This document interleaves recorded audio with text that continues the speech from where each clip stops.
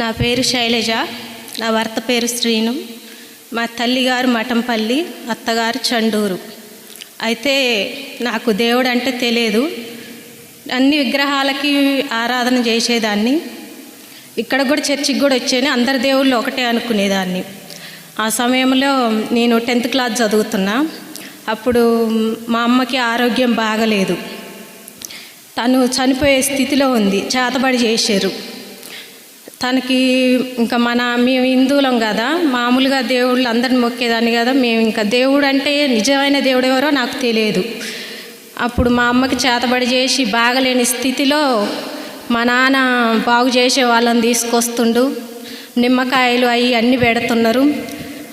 చెప్పులతో కొడుతున్నారు. ఆమెకి దయ్యం పట్టిందని చెప్పులతో కొడుతున్నారు, చీపుర్లతో కొడుతున్నారు. వాళ్ళు ఇష్టం వచ్చినట్టు ఆమె ఒళ్ళంతా హూనం అయిపోతుంది. నాకు తెలియదు, ఏం చేయాలో అర్థం కావట్లేదు. నేనే పెద్దదాన్ని, మా చెల్లి మా తమ్ముడు చిన్నవాళ్ళు. అయితే మా అమ్మని కొట్టడం చేయటం, దయ్యం పట్టింది, ఎవరిని తీసుకొచ్చినా కూడా దయ్యం పట్టిందని కొడుతున్నారు. బాగా చీపుర్లతో కొడుతున్నారు, మెడ ఇరుస్తున్నారు. తట్టుకోలేకపోతుంది, బయటికి వెళ్ళి వస్తుంది. అప్పుడు చిన్నయ్య ఫాదర్ గారు ఉన్నారు. ఆ ఫాదర్ దగ్గరికి మా అమ్మ నన్ను ఇట్లా కొడుతురు చేస్తురు అని వచ్చింది. వచ్చిన సమయంలో ఇంకా ఇంట్లోకి వచ్చేది కాదు, అసలు బయటే ఉండేది. తను ఆ స్థితిలో ఉండినప్పుడు నాకు ఇంకా మేము ఎక్కడికి వెళ్ళింది ఏంది, బాగలేని స్థితిలో ఉందని, బయటికి వెళ్తే దయ్యం పట్టిందని కొట్టేవాళ్ళు. అట్లా బాగలేని స్థితిలో తను ఇంకా మా అమ్మ బ్రతకదు, ఇట్లా కొడుతున్నారు, ఈ స్థితిలో ఉందని మా అమ్మ ఏం చేసిందంటే చనిపోయే స్థితికి వచ్చింది. 10 మంది పట్టుకొని మత్తు ఇంజక్షన్లు చేసినా కూడా అసలు ఆమె ఇంకా బ్రతకదనే స్థితిలో ఉండిపోయింది.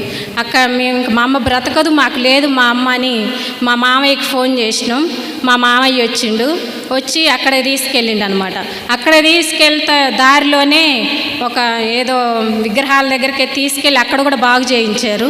బాగు చేయించినప్పుడు వాళ్ళు ఇట్లా చేతబడి చేసారు ఈమెకి అని చెప్పారు. మా మామయ్య తాయెత్తులు వేయించి మా మామయ్య వాళ్ళ ఇంటికి తీసుకెళ్ళారు. అక్కడ తీసుకెళ్ళినప్పుడు ఒకరోజు ఉంది. మా మామయ్య, మేము వెళ్ళలేదు, మా అమ్మని ఒక్కదాన్ని తీసుకెళ్ళారు. మా మామయ్య ఒకరోజు మా మామయ్య వాళ్ళ ఇంట్లో ఉంది. అక్కడ మా మామయ్య వేరే మిర్యాలగూడెం దగ్గర అనమాట వాళ్ళది, సరుకులకని మిర్యాలగూడెం వెళ్ళిండు. ఆయనకి యాక్సిడెంట్ అయింది. యాక్సిడెంట్ అయితే ఈమెను తీసుకొచ్చారు మా ఇంటికి. మా మీద పడింది, ఈమె మీద అదంతా మా మీద పడింది. నా భర్తకి ఇట్లా అయిందని ఆమె, అతని భార్య అట్లా అన్నదనమాట. అన్న తర్వాత ఆయనకి, మా మామయ్యకి యాక్సిడెంట్ అయితే వాళ్ళ బిడ్డ అల్లుడు వాళ్ళు చూడడానికి వచ్చారు. అక్కడికి చూడడానికి వచ్చి ఇంకా అప్పుడు మేము కూడా వెళ్ళినాం, మా అమ్మ దగ్గరకు మేము కూడా వెళ్ళినాం. ఇట్లా మా మామయ్యకి యాక్సిడెంట్ అయింది, మా అమ్మ బాగలేని స్థితిలో తీసుకెళ్ళినప్పుడు మా మామయ్యకి ఇట్లా అయిందని మేము కూడా వెళ్ళినప్పుడు మా అల్లుడు బిడ్డ కూడా వచ్చారనమాట. వచ్చి వాళ్ళు ఏం చేశారంటే, వాళ్ళ అల్లుడికి వాళ్ళ దేవుళ్ళు వేరే ఎల్లమ్మలు మైసమ్మలు అట్లా కొలుస్తారు. వాళ్ళు ఏం చేశారంటే, ఈమె మీ ఇంటికి తీసుకొచ్చారు ఈమెని, ఈమె మీదది నీ మీద పడ్డది, ఈమె ఒంట్లో దయ్యం ఉంది, సైతాన్ ఉందని చెప్పేసి మా అమ్మని అక్కడ కూడా మెడలు పెట్టి వంచటం, వేప మండలతో కొట్టడం, ఇష్టం వచ్చినట్టు కొడుతున్నారు. మాకేం చేయాలో అర్థం కావట్లేదు. ఇక్కడ చూస్తే ఇక్కడ ఎవరు చూపించినా కూడా ఈమె ఒంట్లో దయ్యం ఉంది. చెప్పులతో కొట్టడం, కర్రలతో కొట్టడం, చీపుర్లతో కొట్టడం, అసలు మెడ ఇరవటం, ఒంట్లో నుంచి పో అని కొట్టడం, ఇష్టం వచ్చినట్టు బాధ పెడుతున్నారు. మా మామయ్య వాళ్ళ ఇంటి దగ్గరికి వెళ్తే అక్కడ అదే పరిస్థితి, ఈమె ఒంట్లో సైతాన్ ఉంది అని ఇష్టం వచ్చినట్టు కొడుతున్నారు. మా అమ్మని ఆ కొట్టిన దెబ్బలకే మా అమ్మ చనిపోతుంది. మా అమ్మ మాకు బ్రతకదని మాకు భయం వేసింది. ఆ కొడుతున్న మా అమ్మ అప్పటికి చెప్తుంది, నన్ను కొట్టొద్దని, తన పేరు కూడా చెప్తుంది, నా పేరు వెంకటమ్మ, కొట్టొద్దని బాధపడుతుంది. కానీ వాళ్ళు వదిలిపెట్టట్లేదు, భయం వేసింది. మా అమ్మని తీసుకొని నేను వేరే వాళ్ళ ఇంట్లోకి వెళ్ళినా, అక్కడ వాళ్ళు కొట్టకుండానికి దాచుకుందామని వేరే వాళ్ళ ఇంట్లోకి వెళ్ళినాం. అక్కడి నుంచి తెల్లారి నేను మా అమ్మకి చెప్పిన, అమ్మ వద్దమ్మా, ఇక్కడ కూడా వద్దు, వెళ్ళిపోదాం, మన ఇంటికి మనం వెళ్ళిపోదామని అమ్మని తీసుకొని నేను ఇంటికి వచ్చిన తర్వాత ఇంకా మా అమ్మకి అసలు ఒంట్లో నీరసం, బ్రతికే స్థితి లేదు ఆమె అసలు. ఇంకా మాకు లేదు. మా అమ్మ అందరు వచ్చి చూసిపోతురు, ఇంకా మా అమ్మని మంచంలో పడుకోబెట్టినాం, చూసిపోతురు, ఇక బ్రతకదు ఈమె. అట్లాంటి స్థితిలో ఇంకేం చేయాలో తెలియడం లేదు. మా తమ్ముడు, నేను, మా చెల్లి, అమ్మమ్మ ఉంది, అందరం పట్టుకొని చర్చికి తీసుకొస్తే మా తమ్ముడు అప్పుడు సిస్టర్ స్కూల్లో చదువుతున్నాడు. అమ్మని పట్టుకొని తీసుకొచ్చి మళ్ళీ ఇంటికి తీసుకెళ్తున్నాం. అదే స్థితిలో పట్టుకొని నడిచే స్థితి కూడా లేదు. ఇంకా మా అమ్మ లేదు, మాకు బ్రతకదనే నిరాశ కలిగింది. అప్పుడు అమ్మమ్మ సిస్టర్ అని ఉండే, అప్పుడు అప్పుడు అమ్మమ్మ సిస్టర్ మా తమ్ముడిని పిలిచి, ఆ స్కూల్లో మా తమ్ముడు చదువుతుండు కాబట్టి మా తమ్ముడిని పిలిచి ఏమైంది, ఆమె ఎవరు అని అడిగితే ఇట్లా మా అమ్మ బాగలేదని చెప్తే మమ్మల్ని తీసుకొని ఒక సంఘం ప్రార్థన చేస్తారు, అక్కడికి వెళ్ళమని చెప్పింది. అక్కడికి వెళ్ళినాం. అక్కడికి వెళ్తే ఆంటీ ఆ రోజు గురువారం, వాళ్ళు శుక్రవారం ఉపవాసం ఉండి ప్రార్థనలు చేస్తారు. ఒక 10 మంది కలిసి మా అమ్మని తీసుకొని అట్లనే పట్టుకొని తీసుకెళ్ళినాం. ఆ ఆంటీ చెప్పింది, ఈరోజు కాదమ్మా రేపు ప్రార్థన, రేపు రాండి అని చెప్పింది. నేను సరే అని తను పోయిన వారం అంతకుముందు చేసిన ప్రార్థన తీర్థాలు ఉంటే కొన్ని తీర్థాలు ఇచ్చింది. ఈ తీర్థాలు ఇంట్లో చల్లని చెప్పింది. 91వ కీర్తన చదవమని చెప్పింది. అవి పట్టుకొని నేను ఇంటికి తీసుకెళ్ళి తీర్థాలు చల్లి 91వ కీర్తన చదువుకుంటూ ఇంట్లో అంత తీర్థాలు చల్లటం అట్లా చేసేదాన్ని. మా అమ్మ ఇంకా అసలు ఒంట్లో సైతాన్ అట్లా ఉండడం వల్ల నన్ను కొట్టడానికి అట్లా వచ్చేది. అట్లా మేము తెల్లారి మా అమ్మని తీసుకొని నేను ప్రార్థనకు వచ్చిన. ఏం చేయాలో అర్థం కావట్లేదు, నాకు ప్రార్థన ఎలా చేయాలో తెలియదు, నిజ దేవుడు ఎవరో తెలియదు, మా అమ్మని కాపాడేది ఎవరో కూడా నాకు తెలియదు. అసలు దేవుడు ఎక్కడున్నాడు? తాయెత్తులు వేయించారు, మంత్రాలు బాగులు చేయించారు, కానీ ఎవరు కాపాడతారు మా అమ్మని? ప్రార్థనకు వచ్చినాం. ప్రార్థనకు వస్తే అందరూ నాకు ప్రార్థన చేసుకోవడం కూడా తెలియదు. నేను మోకరించాం.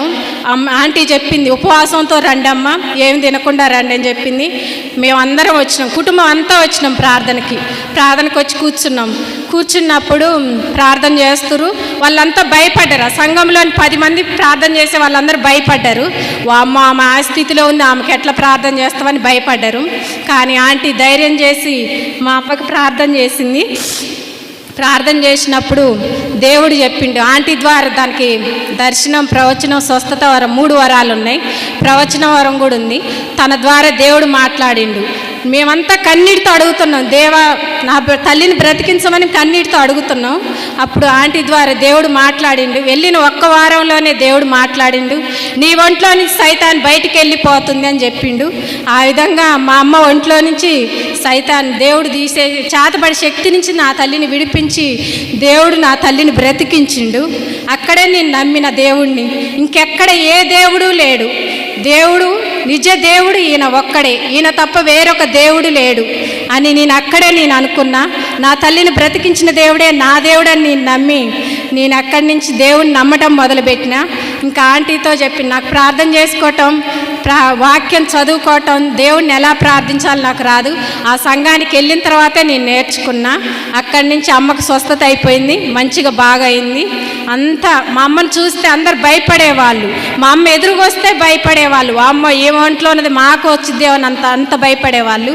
మా అమ్మకి స్వస్థత అయిన తర్వాత నీకు ఎక్కడ తగ్గింది, ఎట్లా స్వస్థత అయిందని చెప్పారు. ఇట్లా దేవుడు నా తల్లిని బాగు చేసిండని నేను చెప్పిన. తర్వాత అక్కడి నుంచి నేను ఇంకా దేవుణ్ణే ప్రార్థన చేసుకోవటం, వాక్యం చదువుకోవటం, గుడికి రావటం. దేవుడు అంటే ఎవరో ఆ స్థితిలో నాకు తెలిసింది. ఇంకెక్కడ దేవుడు లేడు, ఈయన తప్ప వేరొక దేవుడు లేడనే నమ్మకం నాలో బలంగా వచ్చింది. నేను గుడికి రావటం, ప్రార్థన చేసుకొని దేవుళ్ళలోనే ఎక్కువ ఉండేదాన్ని. అలా ఉంటున్న సమయంలో మా నాన్న నాకు ఇంకా పెళ్లి చేయాలని ఆలోచన చేసిండు. చేసి మా దాంట్లో దేవుడిని నమ్ముకున్న వాళ్ళు ఎవ్వరూ లేరు. మా కుటుంబం మా వాళ్ళలో తక్కువ దేవుడిని నమ్ముకున్న వాళ్ళు. నాన్న నేను దేవుడిని నమ్ముకున్న వాళ్ళనే పెళ్లి చేసుకుంటా, నేను వేరే విగ్రహారాధన చేసే వాళ్ళని చేసుకోనని చెప్పిన. ఆయన వెతుకుతున్నాడు, సంబంధాల కోసం చూస్తున్న సమయంలో అందరూ విగ్రహారాధన చేసే వాళ్ళే, ఎవరు లేరమ్మా అన్నాడు. చివరికి నేను నా తండ్రి మాటకి తల వంచి విగ్రహారాధన చేసి అతన్నే నేను పెళ్లి చేసుకోవాల్సి వచ్చింది. ఆ పెళ్లి చేసుకుని నేను ఇంకా దేవుళ్ళలోనే ఎక్కువ ఉండేదాన్ని. దేవుడు ప్రార్థన చేసుకోవటం, తెల్లవారుజామున 3 గంటలకు లేచి ప్రార్థన చేసుకోవటం, నాకు సమయం దొరికితే దేవుళ్ళలోనే ఉండేదాన్ని. విగ్రహారాధన చేసి అతనికి ఇచ్చి నన్ను పెళ్లి చేశారు. పెళ్లి చేస్తే అతని అక్కడ ఏంటంటే పరిస్థితి, వాళ్ళు ఎల్లమ్మలు మైసమ్మలు కొలిచేవారు. వాళ్ళకి నా భర్త నేను చేసుకున్న కుటుంబంలో చూస్తే వాళ్ళకి ఎల్లమ్మలు ఉన్నాయి. నేను చూడలే కదా, మా వాళ్ళే పోయి చూసి వచ్చారు ఆ సంబంధం. నేను చేసుకున్న తర్వాత తను ముస్లిం దేవుళ్ళలో ఉండేవాడు నా భర్త. ఆ ముస్లిం పీర్లు అంటారు కదా, అవి ఎత్తుకునేవాడు. అవి ఎత్తుకొని అందులోనే ఆ దేవుళ్ళు తన మీదకి వచ్చినాయని తను అలా ఉండేవాడు అనమాట. ఆ స్థితిలో నేనే చండూరు మాది అత్తగారు. అక్కడ నేను వెళ్ళిన ఏరియాలో మాత్రం దేవుడు అంటే తెలియదు, యేసు ప్రభు అంటే ఆయన దేవుడు కాదు అనేదన్నమాట వాళ్ళు. అయితే నాకు అక్కడ పూజ లేదు, ప్రార్థన లేదు, ఏమీ లేదు. నేను ఒంటరిదాన్ని. కానీ నేను స్తుతించుకుంటూ ఉండేదాన్ని దేవుణ్ణి.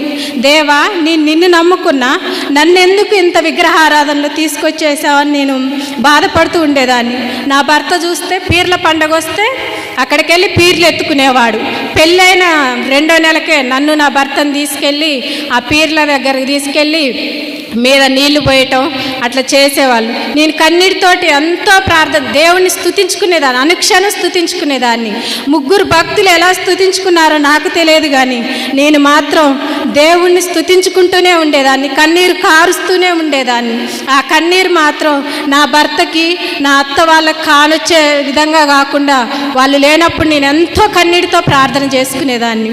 అప్పుడు తర్వాత తను ఇంకా పీర్లలోనే, ఆ దేవుళ్ళలోనే ఎక్కువ ఉండేవాడు. నన్ను తిట్టేవాడు. నువ్వు ఎందుకు, నేను నా దేవుడిని నమ్ముకు, నేను ఒకటే అనుకున్నా, నాకు చనిపోయిన బ్రతికినా నీవు తప్ప నాకు వేరొక దేవుడు లేడు తండ్రి. నేను నా భర్తకి నేను తల వంచలేదు, విగ్రహారాధన చేయవనేవాడు. నువ్వెందుకు ఈ దేవుళ్ళను మొక్కవనేవాడు. నేను మొక్కను, చావైన బ్రతికైనా నాకు ఒక్కడే దేవుడు, నా తల్లిని బ్రతికించిన దేవుడే నా దేవుడని నేను పట్టుదలతో నిలబడ్డా. తిట్టేవాడు, నువ్వెందుకు ప్రార్థన చేస్తున్నావు, నువ్వెందుకు ఈ దేవుళ్ళను మొక్కవని నన్ను తిట్టడం, కొట్టడం చేసేవాడు. అక్కడుంటే నా భర్త నశించిపోతాడు, నా కుటుంబం నశించిపోద్దని నేను అనుకొని ఆ సమయంలోనే దేవుడు ఏదైనా మంచికే చేస్తాడు. తల్లికి కొడుక్కి మధ్య ఆ సమయంలో వాళ్ళిద్దరికి, నా భర్తకి మా అత్తకి గొడవ వచ్చింది. గొడవ వచ్చి మేము వేరే కాపురం పెట్టినాం. అక్కడి నుంచి నేను ఇంకా ఇక్కడొద్దు, మనం ఇక్కడికి వద్దామని చెప్పి మఠంపల్లి తీసుకొని వచ్చిన. నా భర్త నశించిపోవద్దు, నా కుటుంబం నశించిపోవద్దు, నా దేవుణ్ణి, నిజ దేవుణ్ణి తెలుసుకోవాలని ఆశతోటి నా భర్తను తీసుకొని నేను ఇక్కడికి వచ్చినాం. ఇక్కడికి వచ్చిన తర్వాత నేను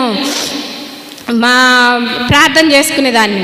ఆయనకి ఇష్టం ఉండపోయేది, నువ్వెందుకు ప్రార్థన చేస్తావు. ఇక్కడికి వచ్చి తను చూసింది ఏంటంటే, ప్రొటెస్టాంట్ వాళ్ళు గాజులు ఉండవు, బొట్టు ఉండదు, పూలు ఉండవు కదా, మనకు చర్చి కూడా అదే స్థితి అనుకొని నన్ను తిట్టేవాడు. నువ్వు కూడా ముండరాల్లాగా ఉండు, గాజులు తీసేయి, బొట్టు తీసేయి, నేను చావాలని ప్రార్థన చేస్తున్నావా, నువ్వు దేనికి ప్రార్థన చేస్తున్నావు అని నన్ను తిట్టి కొట్టడం చేసేవాడు. అయినా నేను దేవుడిని విడిచిపెట్టకుండా దేవుళ్ళో ఉండేదాన్ని. తను ఇంకా అలా చేసినా కూడా నేను ప్రార్థన చేసుకునేదాన్ని. తనకు తెలియకుండా నేను సంఘానికి ప్రార్థనకు వస్తూ ఉండేదాన్ని. అయినా నన్ను తిడుతూ ఉండే, ప్రార్థన కూడా పోవద్దు నువ్వు అని తిట్టడం చేసేవాడు. అయినా నేను కొట్టని తిట్టని ఏమైనా దేవుణ్ణి మాత్రం వదిలిపెట్టను, ఆయన చూసుకుంటాడు అంతని నేను ప్రార్థనకు వచ్చేదాన్ని. ఇక్కడికి వచ్చిన తర్వాత మా అత్త వాళ్ళు ఇంకా మేము ఇక్కడుంటే, ఇక్కడి నుంచి ఇక్కడికి ఎందుకు వచ్చారు, నువ్వు ఇల్లరికం వచ్చినావు అది ఇది అని చెప్పి మళ్ళీ మమ్మల్ని అక్కడికి తీసుకుపోయారు. అక్కడ తీసుకెళ్ళిన తర్వాత నేను ప్రెగ్నెంట్ అయిన తర్వాత నాకు అక్కడ ప్రార్థన లేదు, ఏమీ లేదు కదా అని మళ్ళీ 7వ నెలలోనే నేను గర్భవతి గుండంగా మఠంపల్లికి వచ్చిన తర్వాత మళ్ళీ నేను నా భర్తకు తెలియకుండా ప్రార్థనకు వస్తూ ఉండేదాన్ని. నేను నిండు గర్భిణి ఉండా కూడా నేను ప్రార్థనకు వచ్చి ప్రార్థన చేసుకునేదాన్ని. సంఘం అంతా ప్రార్థన చేసేవాళ్ళు. అయితే నాకు మొదటిగా కుమారుడు కావాలని ఆశ ఉండే. నేను ఆంటీతో చెప్పిన, మా సంఘం అంతా ప్రార్థన చేస్తుంది, ఆంటీ నాకు కొడుకు కావాలి, ఆంటీ నాకు కుమారుడు కావాలని ప్రార్థన చేయండి అంటే ఉపవాసంతో మేము ప్రార్థన చేసేవాళ్ళం.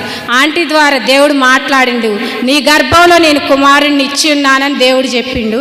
చెప్పిన తర్వాత మా సంఘంలోనే వేరే వాళ్ళు అన్నారు, నీకు 10వ నెల పడుతుంది కదా, ఆడపిల్ల పుడుతుందేమని చెప్పారు. అయితే లేదు, దేవుడు నాకు కుమారుడిని ఇస్తా అని చెప్పిండు, నా గర్భంలో కుమారుడే పుడతాడని నేను చెప్పిన తర్వాత మళ్ళీ ఆంటీ ప్రార్థనలో పెట్టండి అని చెప్తే ఆంటీ మళ్ళీ ప్రార్థన చేసినప్పుడు దేవుడు మరలా చెప్పిండు, నీ గర్భంలో నేను కుమారుడినే ఇచ్చిందని. నాకు డెలివరీ టైం వచ్చింది, హాస్పిటల్కి వెళ్ళాం. నాకు మొదటగా కుమారుడు దేవుడు ఇస్తానని చెప్పిండు, దేవుడు కుమారుడినే ఇచ్చిండు, దేవుడికి వందనాలు.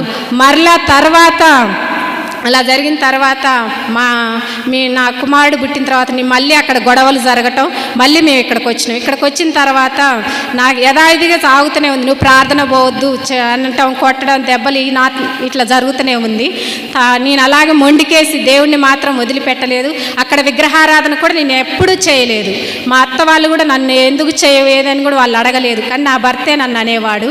అలా జరుగుతుండగా నాకు ఆరోగ్యం బాగలేదు, నా పెద్ద కుమారుడికి ఆరోగ్యం బాగలేదు.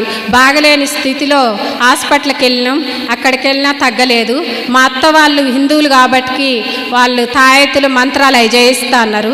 లేదు, నేను ఇక్కడ సంఘానికి ప్రార్థనకి వెళ్తా, దేవుడు నన్ను నా బిడ్డని స్వస్థపరుస్తాడని చెప్పినప్పుడు అక్కడ నేను మళ్ళీ ప్రార్థనకి వెళ్ళిన నా బిడ్డని తీసుకొని వెళ్ళినప్పుడు నేను ప్రార్థనలో ఉండి మొరపెడుతున్నప్పుడు దేవుడు ఏం చెప్తుండంటే, నా భార్యకు నా కుమారుడికి తగ్గితే నేను ఆ దేవుడిని నమ్ముతా అని ఆంటీ ద్వారా దేవుడు ప్రవచనం ఇచ్చిండు. తను మనసులో అనుకున్నది అది. నేను ఇంటికి వెళ్ళి నువ్వు ఇలా అనుకుంటున్నావంట, నాకు నా కుమారుడికి తగ్గితే నువ్వు దేవుడిని నమ్ముతా అని అనుకుంటున్నావంట అని అడిగి చెప్పినప్పుడు అవును అని చెప్పిండు. ఇంకా తను దేవుడిని అయితే వచ్చేవాడు కాదు గుడికి, నన్ను ప్రార్థన చేసుకొని ఇచ్చేవాడు, గుడికి వెళ్ళనిచ్చేవాడు, ప్రార్థనకి వెళ్ళనిచ్చేవాడు. అలా జరుగుతున్నప్పుడు నా కుటుంబం, నేను ఆర్థికంగా కూడా చాలా లేని స్థితిలో ఉన్నానన్నమాట. చాలా పేదరికం. నా భర్తకు 9,000 10,000. తర్వాత నేను మళ్ళా గర్భవతినైనా, ప్రెగ్నెంట్ అయితే తను విగ్రహారాధన చేసి వచ్చింది కదా, దేవుడిని నేను ప్రార్థన చేసుకుంటున్నా కూడా తను అనేవాడు, నాకు కొంచెం అమ్మాయి కావాలని ఆశ ఉండే, తనకు మాత్రం మా అమ్మకి నేను ఒక్కడనే కొడుకుని, నాకు మళ్ళా కుమారుడు కావాలని ఆయన మళ్ళీ పరీక్ష దేవుడికి పెట్టిండో నాకు పెట్టిండో తెలియదు, కానీ నాకు మళ్ళీ కుమారుడే కావాలని చెప్పిండు. చెప్పినప్పుడు నేను మళ్ళీ ప్రార్థనకు వస్తున్నా. ఆంటీని మేము ప్రతిరోజు శుక్రవారం ప్రార్థన చేసుకుంటాం అన్నమాట. ప్రతి వారం ఉపవాసం ఉండి మొరపెడతాం. అయితే నేను ఆంటీతో మళ్ళా చెప్పిన, ఆంటీ నాకు మళ్ళీ నా భర్త ఇట్లా అంటుండ ఆంటీ, నేను కుమారుడు కావాలి నాకు మళ్ళీ అని ప్రార్థనలో దేవుడిని అడిగినప్పుడు మళ్ళీ మేము మొరపెట్టినప్పుడు దేవుడు మళ్ళీ మాట్లాడిండు ఆంటీ ద్వారా, నీ గర్భంలో మళ్ళీ కుమారుణ్ణే ఇచ్చినని చెప్పిండు. అయితే దేవుడు మొదటి వారం ఏం చెప్పిండంటే, నువ్వు నీ కోసం కాదు నీ భర్త కోసం అడుగుతున్నావు కుమారుణ్ణి అని చెప్పిండు. అవును తండ్రి, నేను నా భర్త కోసమే అడుగుతున్నా అని చెప్పిండు. ప్రార్థన చేసుకున్నా. మళ్ళీ ఒక వారం దేవుడు నీ గర్భంలో మళ్ళా కుమారుణ్ణే ఇచ్చిందని చెప్పిండు. ఆ రీతిగానే దేవుడు నాకు మళ్ళా డెలివరీ టైంలో కుమారుడు పుట్టిండు. నాకు 2 కుమారులు. అయితే నా చిన్న కుమారుడు పుట్టినప్పుడు నా భర్త మామూలుగా దేవుణ్ణి అంటే నన్ను వదిలేసిండు, దేవుని ప్రార్థన ఏమన్నా చేసుకొని, తను అంత నమ్మకం లేదు. అయితే పుట్టిన తెల్లారే నా బిడ్డకి కామెర్లు వచ్చినాయి. కామెర్లు వచ్చి హాస్పిటల్కి, నేనేమో డెలివరీ సూర్యాపేట హాస్పిటల్లో ఉన్నా. నా బిడ్డకి కామెర్లు వచ్చి మామూలుగా అక్కడే హాస్పిటల్కి వెళ్తే ఈ సీరియస్ బాబు అంటే ఖమ్మం తీసుకెళ్ళారు. నేనేమో సూర్యాపేట హాస్పిటల్లో ఉన్నా, గవర్నమెంట్ హాస్పిటల్లో. నా బిడ్డని ఖమ్మం తీసుకెళ్ళారు. అంటే నా పెద్ద కుమారుడికి కూడా కామెర్లు వచ్చినాయి, కానీ ఒకరోజు బాక్స్లో పెట్టి తీశారు, అది మామూలుగా అయిపోయింది. చిన్న కుమారుడిని తీసుకెళ్ళినప్పుడు నాకు చెప్పట్లేరు, తనకి సీరియస్ అయిపోయింది చిన్న కుమారుడికి. ఆ సమయంలోనే నాకు పిల్లలు లేకుండా కూడా ఆపరేషన్ చేశారు. ఇంకా మా ఆడబిడ్డ మా అత్త వాళ్ళందరూ వచ్చారు. నా దగ్గర మా అమ్మ ఉంది. వాళ్ళు తీసుకెళ్ళి బాబుని ఖమ్మం తీసుకెళ్తే అక్కడ డాక్టర్లు చెప్పారు, ఈ బాబుకి కామెర్లు చాలా సీరియస్, బ్రతకడు అని చెప్పారు.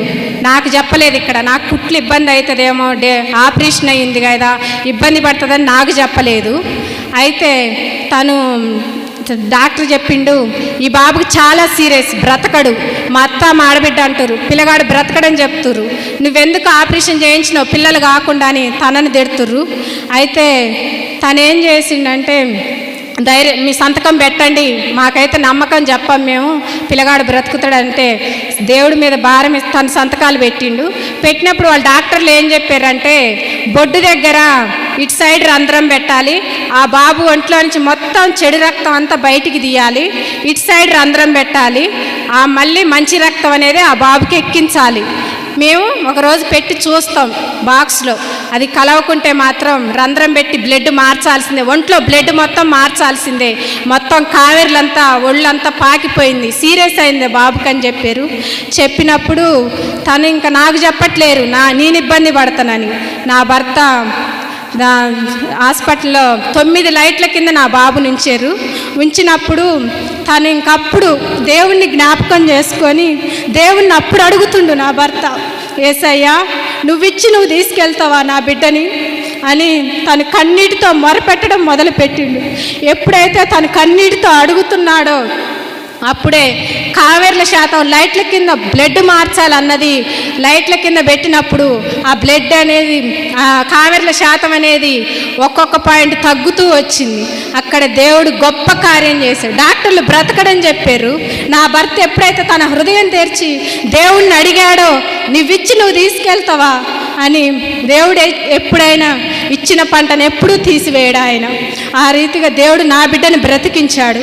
బ్రతికించిన తర్వాత తనని లేని స్థితి, నాకు చాలా ఆర్థికంగా ఇబ్బంది. లైట్ల కింద ఉంచారు, వారం రోజులు ఉంచారు. తర్వాత 2 రోజులకు 3 రోజులకు నాకు చెప్పారు. నేను కూడా ప్రార్థన చేసుకొని దేవుడికి మొరపెట్టుకున్నా.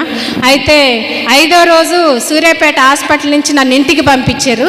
ఇంటికి పంపించిన తర్వాత అక్కడ బాబేమో ఖమ్మం హాస్పిటల్లోనే ఉంచారు, వారం రోజులు ఉంచాలని. అయితే 5వ రోజు నా భర్త నాకు ఫోన్ చేసి, 1,00,000 రూపాయలు దాకా అయినాయి బాబుకి, ఇంకా 20,000 కావాలి. అయితే లేని స్థితి నా దగ్గర లేదు, ఇంకప్పటికి అప్పు తెచ్చి పెడుతున్నాం బాబుకి. చెప్తాను బాబు. అయితే నాకు వివాహం కాకముందు నేను జ్ఞానస్థానం తీసుకున్నా. మా అమ్మకి ఎప్పుడైతే మంచిగా అయిందో అప్పుడే నేను జ్ఞానస్థానం తీసుకున్నా, సప్సానం తీసుకున్నా, దేవుళ్ళో ఉన్నా. అయితే ఇంకా తర్వాత నా బాబుకి ఇట్లా అయిన తర్వాత లేని స్థితి, పేదరికం. అప్పుడు నేను 5వ రోజు ఎవరు బయటికి వెళ్ళరు. అయితే నేను ఆ కుట్లు పట్టుకొని అట్లా బయటికి చర్చి దగ్గరకు వచ్చిన. చర్చి దగ్గరకు వచ్చి అడుక్కున్నా, నా బిడ్డకి లేని స్థితి, నా బిడ్డకి ఇంకా 20,000 కావాలి, ఎవరైనా సాయం చేయండి అని నేను చర్చి దగ్గరకు వచ్చినాం. అక్కడి నుంచి నేను ఫస్ట్ మా సంఘ కాపరి దగ్గరికి వెళ్ళినాం.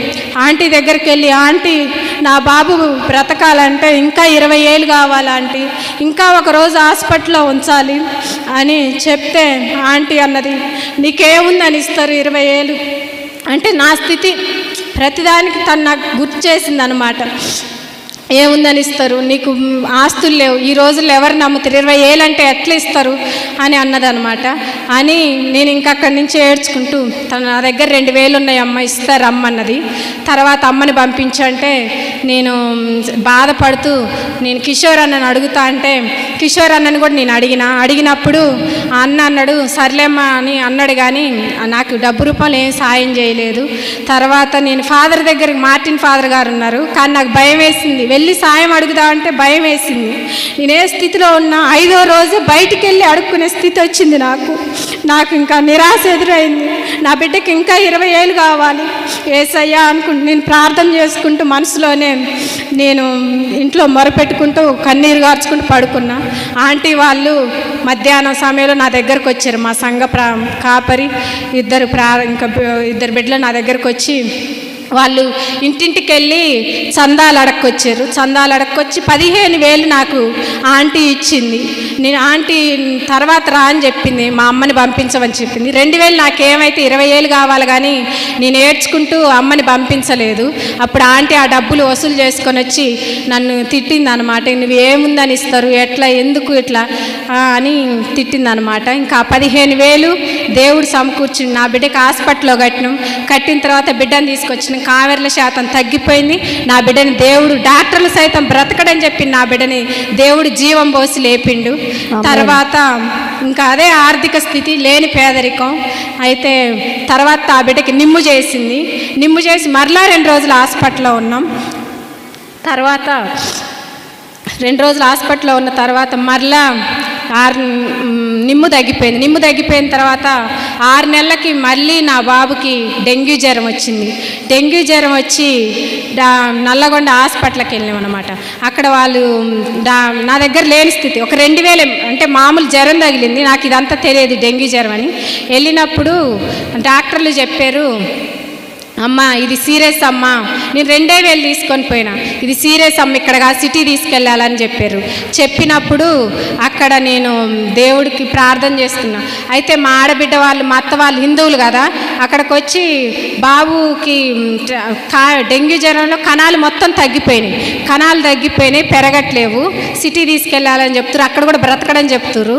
అయితే మా ఆడబిడ్డ, మా అత్త వాళ్ళు అందరూ చూడడానికి వచ్చారు. బాబు బాగానే ఉన్నాడు, బ్రతకడని చెప్తుర్రు అని వాళ్ళు ఏం చేశారంటే, నా 2వ రోజు నా భర్తను తీసుకొని వేరే దగ్గరికి వెళ్ళారు. అక్కడ వాళ్ళు అడిగి చూసి ఇది పిల్లగాడికి చేతబడి అయితే మేము ఒక తాయెత్తులు ఇస్తాం, అవి కట్టండి, కడితే బాబుకి తగ్గిపోతుంది, కణాలు పెరుగుతాయని చెప్పారు. అయితే నేను నా భర్త నన్ను పక్కా పిలిచి ఆ తాయెత్తులు తెచ్చి కట్టుకోమన్నాడు. కట్టుకోమన్నప్పుడు నేనేం చేసినంటే, నువ్వు దేవుణ్ణి నమ్ముతున్నావు కదా, మనం దేవుడికి ప్రార్థన చేసుకుంటున్నావు, నువ్వెందుకు ఈ తాయెత్తులు తెచ్చి నన్ను కట్టుకోవంటున్నావు, మనం దేవుడి మీద భారం వేద్దాం అని నేను ఒక మాట తనతో చెప్పిన. అయితే తను అన్నాడు, లేదు నువ్వు దేవుణ్ణి నమ్మింది ఇదేనా అని నేను అడిగినప్పుడు, లేదు నువ్వు నా కొడుకుని ఏం చేయాలనుకుంటున్నావు, చంపేయాలనుకుంటున్నావా అని అన్నాడు. అని నేను లేదు దేవుడు ఉన్నాడు అని చెప్పినప్పుడు తను అన్నాడు, మీ వాళ్ళని పిలిపిస్తా, మీ అమ్మని మీ వాళ్ళని పిలిపిస్తా, నువ్వు వెళ్ళిపో, నువ్వు నాకు అవసరం లేదు, నా బిడ్డ నేను బ్రతికించుకుంటా అన్నాడు. అంటే పిలిపించు వెళ్ళిపోతా, కానీ నేను దీన్ని మాత్రం నేను ఒప్పుకోను, తాయెత్తులు కట్టడం విగ్రహారాధన చేయడం నేను ఒప్పుకోనని చెప్పిన. చెప్తా ఫాదర్ ఇప్పుడు అయితే అన్న తర్వాత నేను పంపించే నేను వెళ్ళిపోతా అని చెప్పిన తర్వాత తను వెళ్ళిపోయాడు నా దగ్గర నుంచి. నేను దేవుణ్ణి నా బిడ్డ మంచం దగ్గర ఉండి ఒక్కటే అడిగిన, యేసయ్యా నీ నామానికి మహిమ తేలేనప్పుడు నేను బ్రతకటం కూడా వ్యర్థమే తండ్రి, తీసుకెళ్తే నా బిడ్డతో పాటు నన్ను కూడా తీసుకెళ్ళు, లేదా నా బిడ్డని బ్రతికించి నీ నామానికి మహిమ తెచ్చుకో అని ప్రార్థన చేసినప్పుడు 70-60 ఏళ్ళకు పడిపోయిన కణాలు ఒక్క నైట్ నేను కన్నీరుతో ప్రార్థన చేసుకున్నప్పుడు దేవుడు తెల్లారికి 80,70,000 కణాలు పెరిగినాయి తెల్లారికి నా బిడ్డకి. అలా నా భర్త నేను అడిగిన, చూసావా నువ్వు దేవుడి పట్ల అవిశ్వాసంగా ఉండటం మంచిది కాదు, దేవుడిలో నమ్మకున్నప్పుడు దేవుడు మన బిడ్డని 2 సార్లు మరణ పడక నుంచి లేవనెత్తాడని నేను చెప్పిన తర్వాత తను ఇంకా అక్కడి నుంచి దేవుడిని నమ్మడం మొదలుపెట్టిండు. నేను నా భర్త నా బిడ్డలు తను పూర్తిగా మారాడు. తను పీర్లో ఎత్తుకునేవాడు, విగ్రహారాధన చేసేవాడు. దేవుడు సంఘంలో మొరపెడుతున్నప్పుడు దేవుడు ఆంటీ ద్వారా మాట్లాడింది, విగ్రహారాధన నుంచి నీ భర్త నేను విడిపిస్తా అని చెప్పిండు. ఆ రీతిగా నా భర్తను విగ్రహారాధన నుంచి కూడా విడిపించిండు. తను జ్ఞానస్థానం తీసుకుని నా బిడ్డలు నేను నా కుటుంబం అంతా జ్ఞానస్థానం పొందాం. ఇప్పుడు దేవుని సన్నిధికి నా కుటుంబం అంతా వస్తుంది దేవుడు. అయితే మేము ఇక్కడి నుంచి మరలా మేము ఇక్కడే ఉన్నాం కదా మఠంపల్లిలో. మా అత్త వాళ్ళు మీరు ఇక్కడ ఏం సంపాదించారు, పేదరికం అనుభవిస్తున్నాను, అయితే ఏం సంపాదించారు అని చెప్పారు. ఇక్కడి నుంచి మరలా మమ్మల్ని అక్కడికి తీసుకెళ్ళారు. అక్కడికి తీసుకెళ్తున్నప్పుడు నేను ఒక వారం సంఘ ప్రార్థనకు వచ్చి ఆంటీ నా అత్త వాళ్ళు ఇలా రమ్మంటారు, ఇక్కడికి వచ్చి ఏం సంపాదిస్తున్నారు అని మాట్లాడుతున్నారు, మేము అక్కడికి వెళ్ళాల్సిన పరిస్థితి వస్తుందని చెప్పినప్పుడు దేవుడు ఆంటీ ద్వారా ఒక మరలా మాట్లాడిండు. నువ్వు అక్కడికి వెళ్ళిన గోడకు కొట్టిన బంతి వెనక్కి ఎలా వచ్చిద్దో అలా మరలా నువ్వు ఇక్కడికే తిరిగి వస్తావు, నిన్ను ఇక్కడే స్థిరనివాసం చేస్తా, నువ్వు అక్కడికి పోయినా నిన్ను ఇక్కడికే తీసుకొస్తా అని దేవుడు ఆంటీ ద్వారా మరలా ప్రవచనం ఇచ్చిండు. ఆ రీతిగా మరలా మేము అక్కడికి మరలా గొడవలు కావటం, అక్కడి నుంచి మరి నా కుటుంబాన్ని దేవుడు ఇక్కడికే తీసుకొచ్చిండు. దేవుడు నా కుటుంబంలో ఎన్నో మేళ్ళు చేసిండు. దీన్ని బట్టి దేవుడు ఈ సాక్ష్యం మీకు అందరికి దీవెనకరంగా మారాలని ఈ చిన్ని ప్రార్థన దేవుడికి సమర్పించుకుంటాం. ఆమేన్. హల్లెలూయా. Praise the Lord. Praise the Lord. Praise the Lord. Hallelujah. Hallelujah. Hallelujah. Hallelujah. మేము సంఘ ప్రార్థన చేసుకుంటాం కదా, ఆ సంఘం ప్రార్థన చేసుకునేది మా సంఘ కాపరి పేరు చెప్పలేదు, నిర్మల ఆంటీ దగ్గరే నేను ప్రార్థన చేయటం, వాక్యం చదవటం తను మాకు చెప్తుందన్నమాట. గుడికి రావాలి, వాక్యం చదువుకోవాలి, ప్రార్థన చేసుకోవాలి, దేవుళ్ళో ఇలా ఉండాలి అనేది మాకు చెప్తుందన్నమాట. తన దగ్గరే నేను ఇదంతా నేర్చుకున్నా. నిర్మల ఆంటీ మా సంఘ కాపరి నిర్మల ఆంటీ.